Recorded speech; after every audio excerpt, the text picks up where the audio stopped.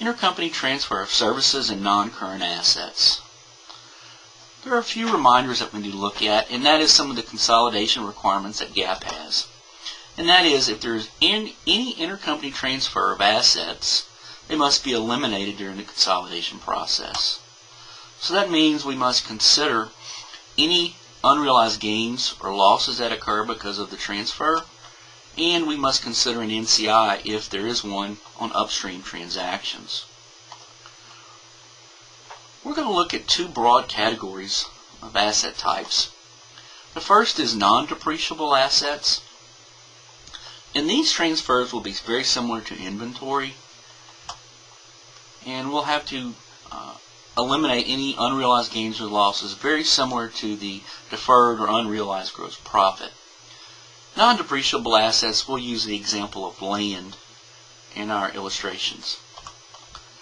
The second broad category is depreciable assets, buildings, equipment, computers, etc. We'll generally use a generic term, building or equipment, and that's going to represent all types of depreciable assets. If there is a transfer, we've got to eliminate any gain or loss, and we've got to adjust the asset back to its old basis. This is a little different than what you might expect, but remember, in the consolidation process, the two companies can be no better or worse off than they were prior to the transfer.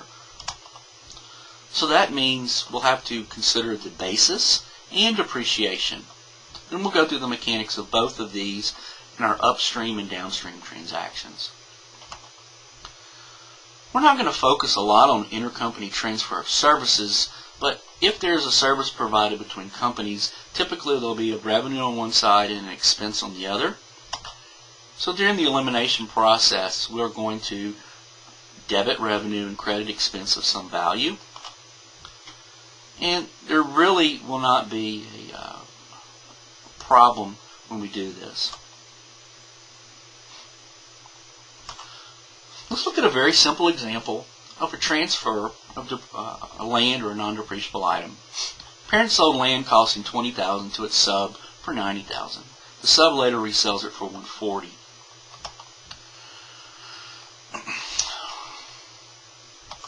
In this example, we see that the parent has a gain of $70,000 on this land.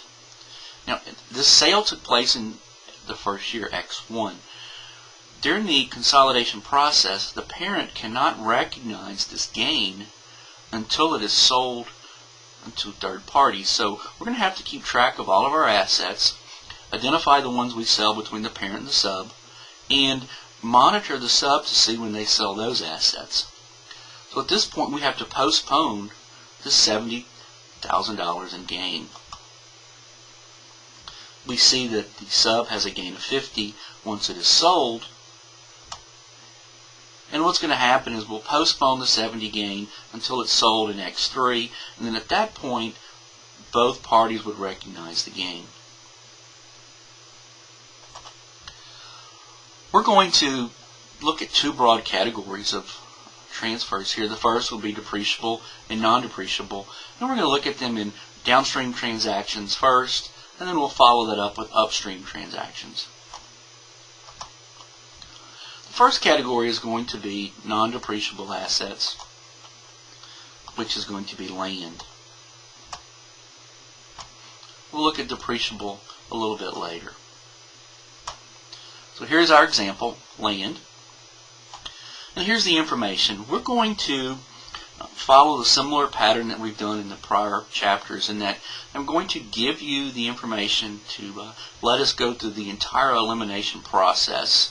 Some of the entries will be redundant. We will not spend a lot of time on those redundant entries in this learning objective. You can look at those if you need to on the PowerPoint that is posted out there on the web. So we see the information here between the parent and the sub. We see the separate income. We see the sub's income. And we see here that the parent has separate operating income of $242,000. And it consists of a $45,000 gain on the sale of land that it sold to the subsidiary. Here's the information that relates to the sale between the parent and the sub, and we'll look at this transaction in the second learning objective. So to get us started, we'll go through these entries and we'll lay the foundation with the various entries that we have, which is the initial investment, compute any differential that may exist. We see that there is no differential. So when we go through the process, there's no excess value to allocate. But there is the book value of the net assets, and we can do a book value schedule, which would look like this.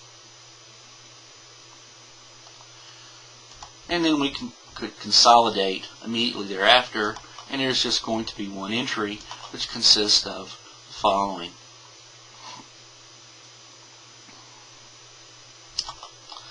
The remaining learning objectives will be structured like this.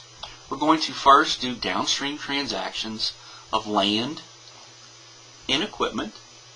And under each, we're going to go through the equity method of accounting that exists for both items, and then we'll do the consolidation accounting in a separate learning objective. We'll do the downstream first, then we'll follow that up with the upstream transactions.